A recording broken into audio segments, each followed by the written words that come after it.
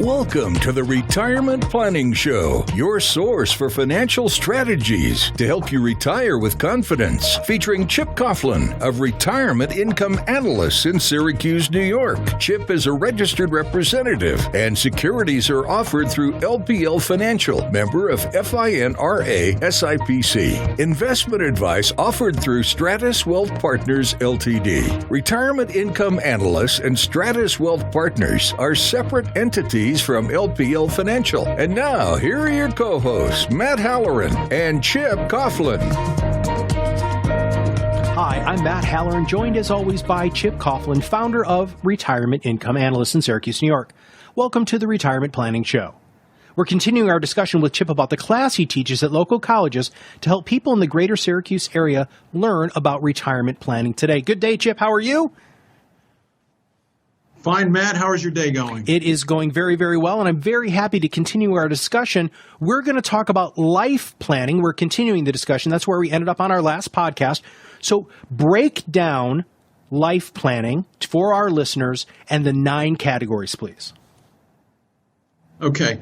I would start with a successful retirement may be achieved through planning and preparation in many areas of life, including, and this is our life planning list, education and growth, health and fitness, leisure and recreation, spirituality, career and work, financial, home, relationships, and finally, community and charity. On our last podcast, we talked about this being a huge difference maker with what you do at the Retirement Income Analysts and what other financial services professionals do, because you're having this conversation, these 9 categories. And as we stated before, the 6th one is financial, where that's where a lot of financial advisors start. You're going to start with some of the other areas that we're going to dive into today. So here's what I'm going to ask for all of our listeners is I'd like you to grab a piece of paper. So you can pause the recording and go grab a piece of paper and then start the recording again, because what Chip and I are going to do here over the next probably 20, 25 minutes or so is he's going to go over the questions that you need to ask yourself. Now, you can answer them immediately by saying yes or no or maybe or however you really want to answer them, or you can take down the questions, which we will put in the show notes, by the way, and think about them. Because some of these questions Chip's going to ask are really deep philosophical questions that might take you a little while to come up with a good strategic answer. And when you do get done with these 9 categories, you can either take them to Chip at the Retirement Income Analysts, or you can take them to your advisor and say, we need to talk about this when it comes to my retirement plan. So let's talk about education and growth, the first category. Okay, the questions I would ask in terms of education and growth, number 1, do you want to continue learning during retirement? And I would tell you, being a life learner is a great place to be, because there's always something new to learn, something to grab your attention, something to do some research about, and that's the good thing. Number 2, do you know what you already want to learn about? Perhaps you've thought of several areas that you might want to learn about. Number 3, do you plan to take adult education non-credit courses? Those are exceptional. I myself have done that. I took an adult education course on sailing when I wanted to learn how to sail. It's crazy. I'm taking a course in a classroom about sailing, but it taught me the basic things I needed to know to get out on the lake and make it go. Number 4, I plan to pursue a degree in retirement. And number 5, I plan to return to school before retirement to prepare for a second career after I retire from my first one. And those are so important because we've had many of our clients who I would consider to be lifelong learners really go after the adult education. And they're looking in their school districts, they're looking through the local universities or colleges, and they're picking out courses that are really adding value to their lives and really keeps their mind engaged. And as you know, in retirement, you got to keep your mind engaged or else it goes out to pasture. So taking these classes for many of my clients is a great thing, and it keeps them engaged, it keeps them thinking, it keeps them planning. And the outcome is tremendous. If you're listening to this with your significant other, please make sure you're both answering these questions independently, because this can actually be quite eye-opening. I've found in working with advisors like Chip that having these life planning conversations really opens up a substantial dialogue between you and your significant other if you have one. So don't make assumptions that your life partner, your spouse, might want to do something. Actually have the conversation. Now, Chip, I'm going to have you drill down on this education and growth with just a financial view on this.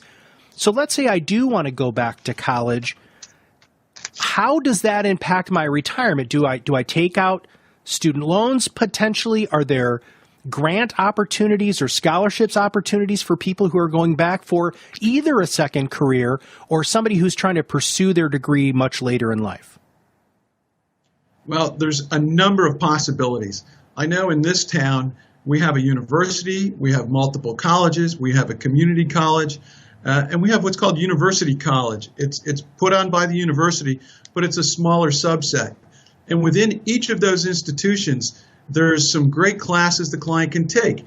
And when you look at the cost of those, some of them are free, some of them you have to pay minimal for.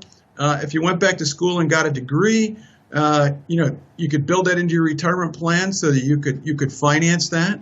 But in the absence of getting a degree, taking adult ed classes and things like that, many of them are free or a minimal cost. And I would say the cost is always offset by the value you take away. Again, I'll say that again. The cost of the class is minimal compared to the value you will walk away with from that class. So I encourage all of my clients to find areas of interest and jump in with both feet. It's rewarding, and it keeps you motivated and moving along. Health and fitness is something that I don't think enough people address, because I heard a wise man once say that most people give up their health to achieve their wealth, and then they have to spend down their wealth very quickly to maintain a level of health.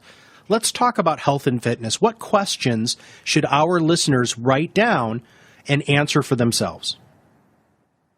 Well, and again, this is very important because the healthier you are, the longer you're going to live, the more enjoyable life you're going to have. So the first question is, are you concerned about your health during retirement? And we hope the answer to that is yes, because you need to be an active participant in your health. 2, are you currently taking steps to maintain good health for retirement? And again, it's not like flipping a switch. One day you're unhealthy, today I flip the switch and I'm healthy. It's a process, and you have to stay after it on a continual basis. Number 3, I currently participate in a physical activity or a sport, and I plan to continue doing that during retirement. I had a retiree in yesterday, 66 years old, and he was going to be out skiing today. And he skis with a group of guys. They meet once a week, and it's exceptional. He's out, he's social, he's doing a physical activity. It's a winner on so many fronts. Number 4, perhaps you desire to begin a new fitness activity or sport during retirement. A little pre-planning there always helps. What is your area of interest? How are you going to participate? What does it take to participate? Where is it going to be held? And things like that. And the last one is, I have made plans for my long-term health care if needed. Many times people retire and they don't know where they're going to get their health insurance. So a little pre-planning there so that you can feel confident that you've got good coverage that's acceptable to you, that's cost effective, and things like that makes a huge difference. So again, a little pre-planning, not the day before you retire, but in the years leading up to retirement. Chip, I had a client of mine a number of years ago who was a financial advisor in Colorado, and he used to do an annual trip down whitewater rafting down I think class 3, which is pretty crazy. And the average age of the participant was 74 years old. Now, from a life insurance standpoint, I don't know if that's the best idea, but that's one of those things and it was something that people look forward to. And he ended up having to add a second and then a third date because so many people wanted to go down the river with him because, one, it was on their bucket list, which you talked about in your last podcast. And he had always focused on health with his clients to the point where they were healthy enough to paddle their tuchuses off running down a river. Yeah, I think that's exceptional. I would bet if you took a picture anywhere along that rafting trip every person in that boat would either have a tremendous smile on their face or they would have a really exceptional I'm scared face on.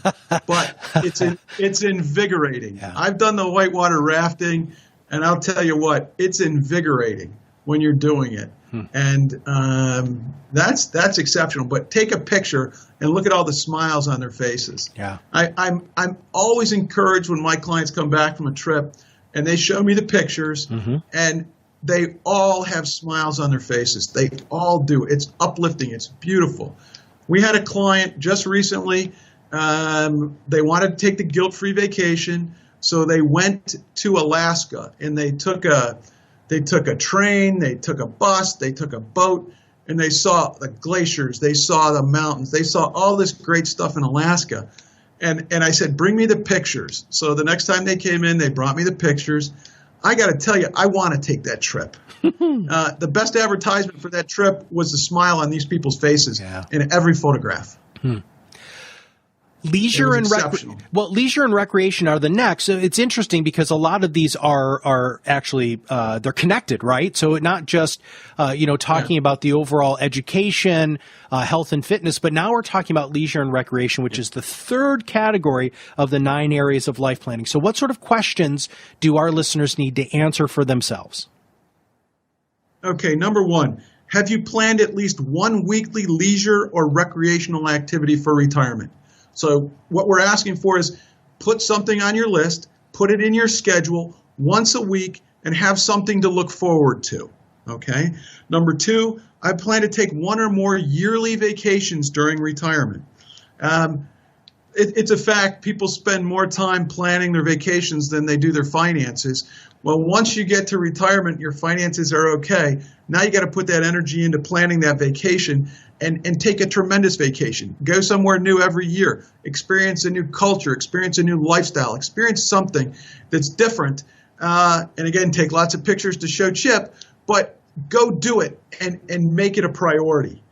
Number three, do you have a hobby that you plan to continue during retirement? And many of our clients have hobbies. Many of them in their working years didn't have a lot of time to devote to their hobby. Now that they're retired, they can jump in with both feet. And that's exceptional because the hobby gives them such positive feedback. Number four, do you enjoy attending arts and entertainment events? Again, a little bit of pre-planning here, and you can see all these different events that are going on, many that you can attend for free, so it won't rock your budget.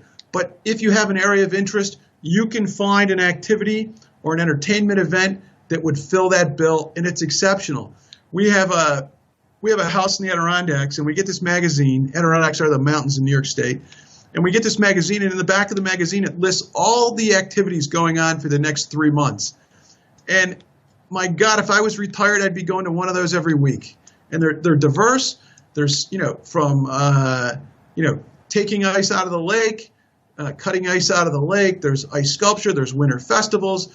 There's things to do in the summer. There's fall harvest festivals and things like that. And those we go to them when we can, but we can't go every week. But they're exceptional. They're very uplifting. It's a great way to see America as well. And the last question is, do you participate in recreational activities with others? Do your recreational activities involve others? Do you run with a group? My wife plays tennis with a group every Thursday night, and it's a rough group, rough in terms of every Thursday it's a different couple different people in the group, but it's a large group, and they get together and they just really enjoy it. And they're mostly retired. My wife's not retired yet, so she's the youngster in the group, but they're mostly retired, and they love to get together and have a little fun every Thursday night. It's competitive to a point, but it's not the competition that brings them back, it's the camaraderie. So it's a good thing. When you're answering these questions, make sure you leave space and begin the discussion with your spouse or significant other on what you want to do with these. Where do you want to take vacations? What hobbies? What arts and entertainment events do you want to go to? Are you going to take up tennis, just like Chip's wife, and what group are you going to do it with? The more specific you can be, especially with your advisor, the better result you're going to have from a planning perspective. All right, Chip, we're going to dive into something here that I think our listeners might be a little surprised that you have this conversation, but it's very, very important to a lot of people, at least here in the United States, and that's spirituality. Break that down. Okay. Within spirituality, we're going to talk about 5 key areas. Do you pursue spiritual activities that give your life more meaning and purpose? Okay. Number 2, do you plan to invest more time developing a spiritual relationship during retirement? Number 3, do you plan to volunteer your time during retirement to support spiritual causes? And number 4, do you contribute money to support spiritual causes? And number 5, do you include gifting to spiritual causes in your estate plan? And, that's a real interesting concept, because when we go over the estate plan, the question always comes up, do you have a special group or entity that you want to benefit, different than your family and things like that, that has great meaning for your life here, and you could make a donation and have carry on the mission, so to speak. And many of our clients desire to do that. So when they get together with their attorney, we've given them a hit list of what's important. Obviously, their spouse, their children, their grandkids, and things like that. But many of them, not all, but many have special areas of interest. Like the Humane Society comes up quite often, where they want to give money to that cause to make sure it's funded well on an ongoing basis. These questions are great questions, and people shy away from these for some reason, but you have to have answers for these questions, and the answers can add meaning to your life. Well, continuing on with meaning in your life, the next section that you're going to talk about when it comes to the 9 areas of life planning are career and work. So this is, you're done with one phase of work, and here are the questions that you should ask yourself if you're going to be moving into a different direction. So what are those questions, Chip? Okay, as far as career and work goes, can you be happy not working at anything? All right, tough question, because many people derive the satisfaction in their life from their job. Okay, and if you don't have a job, how do you define your life? What gives your life meaning at that point? Number 2, I plan to work for pay or volunteer during retirement. And again, we like the volunteering. It gives purpose. It provides direction. It keeps the clients getting out of bed in the morning with something to do on their schedule. Number 3, I would like to change the focus of my current work so I can enjoy it more. Well, and we asked the client this, if you could stay in your current job and change just a few parts of your job to make it more enjoyable, what would it be? And many of them, when they try to take the hybrid retirement route, we try to identify the parts of their job they don't like and see if we can eliminate that, so that when they do go to work, they're energized and they're not bogged down in the mundane things that each job has to a point. Number 4, do you plan to change careers or start your own business during retirement? Could you take that hobby and make it into a for-profit experience for yourself? And you got to know, number 5 is you have to know how you'll answer the question, so what do you do now when you're no longer working? And that's a real tough one. Again, it goes back to what I said first in this section is how do you define yourself? Do you define yourself by your work? Do you define yourself by your family? If you don't have a job, how do you see yourself? And I think a successful retirement and being happy is the ultimate definition of who you are. And you have to be able to answer that question, because so many times people define themselves by their job, and the positive things they get out of life is just their job. And if you're not working anymore, where are you going to find that happiness? There are some really crazy statistics that came out from the AARP that if you don't have something to retire to, your average lifespan is 10 years less after retirement than it would be if you have something to retire to, like you've been talking about. Oh, that's so true. We have had clients that really didn't have a good idea of what they wanted to do. They defined themselves by their job. And once they retired, they had nothing going on. And they were basically sitting on the couch and watching Sports Center all day. And that's a quick way into the ground, so to speak, because you're not being challenged. Your mind is not working. You're not engaged. You're not moving around. You're not pursuing a physical aspect or something like that. You have to get up and get moving. And I tell my clients, simply put, what is going to get you out of bed in the morning when you're retired? Because if you have nothing to do, you have no reason to get out of bed. Yeah, absolutely. And staying in bed's not going to get you anywhere. Yeah. And the satisfaction quotient is not there. So you need something to do. And you're so right, Matt, that if you have nothing to do in retirement, you've got no motivation. Life becomes a series of gray pictures, I think. Yeah. It's not bright. Yeah, it's not bright. It's just bleak and gray. And yeah, when you don't have any reason to get out of bed in the morning, good man, that really does change how long you're going to be on this planet. Well, the next section is financial, which again, I want to highlight to the audience that this is actually the hierarchy that Chip uses within his practice, and financial happens to be number 6. It is very, very important. And again, please make sure that you're answering these questions for yourself and having your spouse answer that specifically, or significant other, so that you guys can have a conversation. And this, along with spirituality, really are two things that a lot of people don't see long-term eye to eye on. So these are really important questions. So Chip, break down these next set of questions. Okay, in terms of financial, I would say that money isn't the most important thing in life, but many of the important things are not free. So when we go through this exercise, the first question is, do you know what's important about money to you? Okay, and what can you do with your money? What is the power of those dollars? Number 2, do you believe Social Security will supplement your retirement income? Many, many people have questions about Social Security. We answer those questions every day. And the biggest question there is Social Security going to be around when I need it? And I'm pretty positive on Social Security. I've read the statistics. I think it is going to be around. So it's something we can count on. And you've earned it, and you're going to take it. And when you take it, though, is the big defining factor. If you can do that successfully. Do you take it at 62? Do you wait till age 70? How does that work? And we go through that with everybody.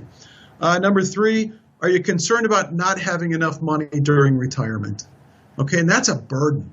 That's a thought that could weigh on your mind tremendously. Am I going to make it?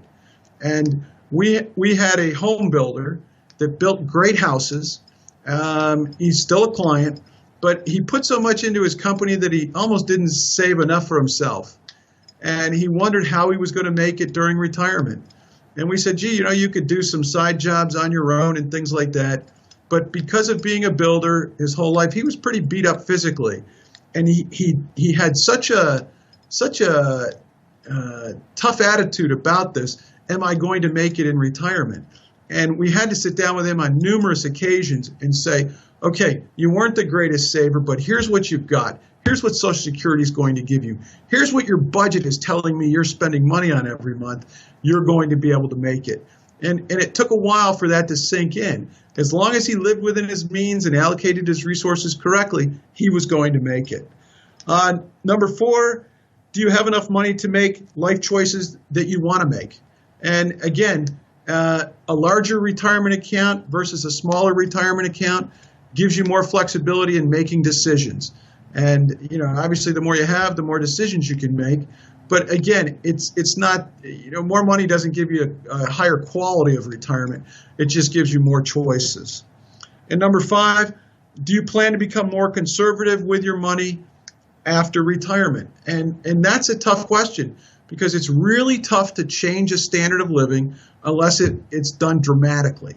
And we had a client come in and he wanted to retire in about 16 months, and he had a big mortgage, and he had a very expensive car, and he had a very expensive country club.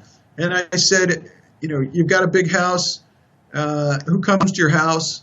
He's got a pool. He had the whole thing. And I really had to tell him, if it's just you and your wife, which it was, and the kids didn't seem to come home anymore, they lived out of town, it's time to sell the house and downsize significantly.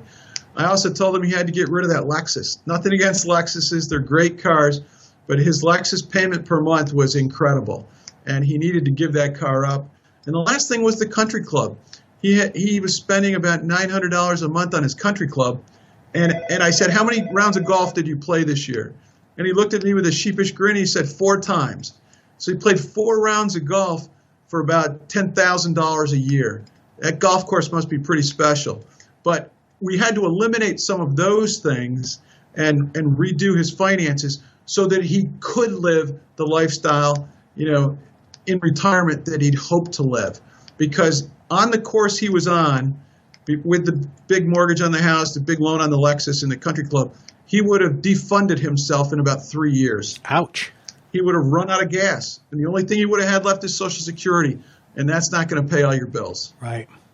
I love that you asked that question about being more conservative. I've had many, many conversations with people who say, well, no, I want to maintain the exact quality of life that I have right now in retirement. And a lot of times that's just not the case. So make sure you take time and really think about those questions here in this financial category, because they're really good information for your advisor, along with all of these other sections. And this next section is, well, it really piggybacks off what you were just talking about there with the gentleman downsizing, not only his car, but in his country club membership, but also his home. So talk to everybody about what questions they need to ask themselves about their living situation. Okay. When it comes to your home, do you plan to move into a smaller home that's easier to maintain during retirement? If you pay a lot in property taxes and you have a lot of empty rooms, that's a lot of wasted money. So you may want to downsize, pay less tax. It's easier to maintain, and it makes your life better because you're not spending all day cleaning the house. Number 2, as long as your health remains good, do you plan to perform the maintenance on your house yourself? Okay, who's going to maintain your house for you? Are you going to do it, or are you going to hire someone to do it? Number 3, how do you plan to pay for contractors to remodel your home at some point during retirement?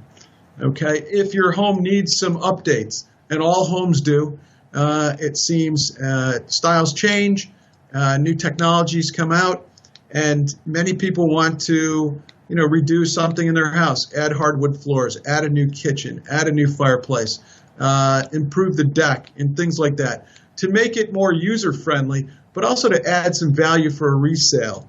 And how are you going to pay for that going forward? The 4th one is, are you going to use your home equity as a source of retirement income? And this is a tough question because on TV, you're bombarded with commercials about reverse mortgages. And it sounds so easy on TV to use your house as a source of income. But many times I see that as the last resort if you have no income or not enough income in retirement. Because if you start taking from your house, you may run out of gas, meaning you'd use up all the equity in your house too quick. You may not be living in that house forever. And at that point, if you have a loan against it with a reverse mortgage, the bank gets your house. Mm-hmm. You really have very little to sell. And lastly, number 5, do you plan to relocate when you retire? An interesting fact is parents that retire many times move to where the grandchildren are. And, to have a meaningful existence with your grandchildren is exceptional, and many people move for that. So that accomplishes 2 things. If you decide, hey, I'm going to move to where my grandkids are, you can downsize. You can add, you can put yourself in a great position, live in a community that's very uplifting, live in a community that has quite a few different activities for seniors. So if you do plan to relocate, where will you relocate to and for what reasons? Many people like to relocate to the south because it's too cold in Syracuse during the winter. And again, I was on the phone yesterday with a client that lives down just north of Fort Lauderdale, and we're talking how great the weather is. Except the conversation turned to, Chip, it's so hot down here in the summer, I can barely take it. And he goes, so we're balancing the cold of the winter with the heat of the summer, and we got to have a happy medium. And so it's a tough one. So again, it's about research. It's about planning. Where do you want to be? How do you want to live? Your house, many times, is your greatest asset. And you got to really take care of that. Because at some point you may want to sell the house, and you got to make sure you're going to get the value of that house. So doing some updates over time is a good move. I love how you talk about moving close to grandkids, because I'm seeing that within my own family. In this next section, the second to the last one, number 8 here, the questions that you need to ask yourself in life planning, are your relationships. So how are you beginning this conversation, and what is the end result of a lot of these conversations you have with your clients? Well, I'm trying to find out from the client what's most important to them. And many times it is relationships and who they have the relationships with. So the first question is, do your children or parents rely upon you for financial support? And, I try to counsel them on that. My mom's 88 years old. She's very independent. She still lives in the family house. I go visit her as often as I can. I try to call her every day on my way home from work. I have a brother that goes to visit her every week, but she doesn't need financial support. She many times needs emotional support.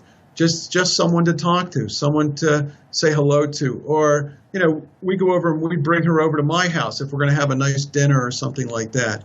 So the financial support's important, the emotional support as well. The question number 2 is, I plan to spend more time with children and grandchildren during retirement. And that's very uplifting. I'm a new grandfather. I have a almost 2-year-old grandson and another one on the way. And I'll tell you what, spending time with that little guy is one of the best parts of my life. And I see a picture of him and my face just lights up. And so, having the access, my daughter doesn't live in town, so we have to travel to see her. But with new technologies, we can FaceTime with her every single day, her and her little son. It's great. Number 3, will you spend time with friends during retirement? And that comes back to your social circle and things like that. And having friends, being engaged, having activities to go to together, relying on each other, sharing dinner, sharing lunch, and things like that. Again, it adds value to your life in a way that you can't quantify. Number 4, do you consider that your retirement transition may cause marital stress? And we've seen that before. We had somebody in last week. The husband's going to retire this April, and the wife's going to work for another year. And the husband's pretty excited. He's going to retire April 1st. We gave him permission to retire. We said he could make it financially. But then we talked to the wife a little bit, and she was a little bit sour grapes that he was going to retire and she'd be getting up every day to go to work.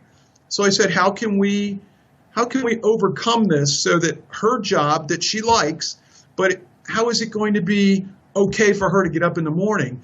And after a little bit of a discussion, the husband said that he would get up every single day she goes to work and have breakfast with her and see her off every morning. That's awesome. And that was all it took to brighten her disposition. She was now encouraged by it. And, I don't know if he went to bed 15 minutes after she left, but he's planning to get up with her every single day that she goes to work and have breakfast together and see her off. And that's just great. The last one is, do you want to leave money to your family and friends when you do die? And again, that's the estate planning. Do you want to leave? Who do you want to leave it to? And how much? And who are those important people in your life that you want to benefit? And it could be individuals within your family. It could be a charity. It could be a college or university. And I'll tell you, there's great satisfaction in doing something like that and have it be permanent and do it in your will or a trust. Because you know that you've done something that's exceptional. You know that your money is going to a great cause because it's something you support. And it really gives you positive feedback. It really does. So we encourage that type of planning. And many people don't think they have enough money to live on in retirement, and we'll show them how to do that. But if they can leave something to a charity, to an institution, to a college, whatever, that's very uplifting. Mm-hmm. And it's doing something that's bigger than yourself. And that makes my clients smile, it really gives them a lot of positive feedback. And you have questions that people need to ask themselves about community and charity, which is that last section. So let's go through those questions. Okay, so in terms of your community or your favorite charity, do you want to contribute time or money within your community? Okay, and where could you do the most good? How can you help? One of our retired clients is on the board of a charity that feeds homeless people, and I'll tell you what, she's passionate about it. It's part of her social circle, and she does an exceptional job. And it's uplifting to hear her come in and talk about it. It's tremendous. Number two, are you currently involved with your favorite charity? And if you're not, how could you get involved? What would make it right for you to be involved and really take something positive from that? It's great. It really is. Number three, do you want to give money to a charity in retirement, even if you're on a fixed income? And again, I spoke about this just a minute ago. You may not think you have enough money to retire on. When we go through the numbers and we can show that you do, would you like to leave something, even if it's relatively small? But a gift like that has tremendous meaning, and we encourage clients to do that. Number four, do you want to give money to a charity upon your death? Okay, many clients will put in their will a clause or something to leave to a foundation, a college, a university, or some type of an entity. And again, your money is living on, and that's what my clients see. And really, that's, again, it's all positive. It's very, very, very good for everybody. And the last one is, do you understand the tax advantages of charitable giving? Sometimes you can give money to a charity and take a nice tax deduction for it. How would that affect you? Would it lower your taxable income? We all want to pay as little tax as possible. Perhaps donating to a charity instead of to the federal government may make a lot of sense. But these things, really, these exercises, they try to help our clients focus on what's important to them during the retirement process. And I can't think of a better place to end our 9 areas of life planning. And the questions that you should be asking yourself and taking those answers after you think about them, expand on them to your financial advisor. Chip, just take us through those 9 one more time before we end today's podcast. Okay, let's start right at the top. Number 1, education and growth. Number 2, health and fitness. Number 3, leisure and recreation. Number 4, spirituality. Number 5, career and work. Number 6, financial. 7 is home. 8 is relationships. And number 9 is community and charity. Well, thank you very much for your time today, Chip. I know that if our audience wants to find out more about how they can take this class and learn more about life planning and really the overall how you do retirement planning today, that they can go on your website and find out. And they can also call your office. And what's your office number again? Our office number is 315-701-4440. And we have a couple classes coming up this spring. So give us a call and we'll put you on the list. That's fantastic. And what we're going to continue to do is we're going to continue working on this presentation that Chip does at local colleges in the greater Syracuse area. Next time, we're going to talk about the retirement planning process. Chip, thank you for your time today. Thank you, Matt. And I hope all of you have a wonderful day. Thanks for listening to the Retirement Planning Show, your source for financial strategies to help you retire with confidence. Featuring Chip Coughlin of Retirement Income Analysts in Syracuse, New York. Securities offered through LPL Financial, member FINRA SIPC. Investment advice offered through Stratos Wealth Partners Limited, a registered investment advisor. Stratos Wealth Partners Limited and Retirement Income Analysts, LLC, are separate entities from LPL Financial. For more information and self-help tools, visit retirementincomeanalysts.com.